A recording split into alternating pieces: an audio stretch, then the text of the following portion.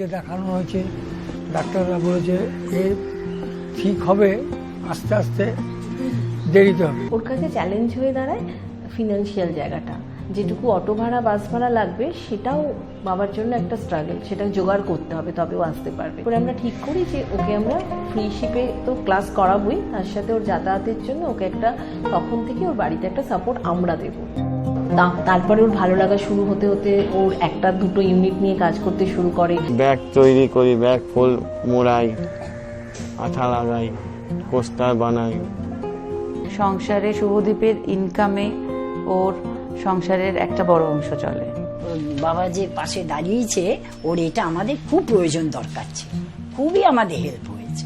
এইটা একটা মারাত্মক এম্পাওয়ারমেন্ট।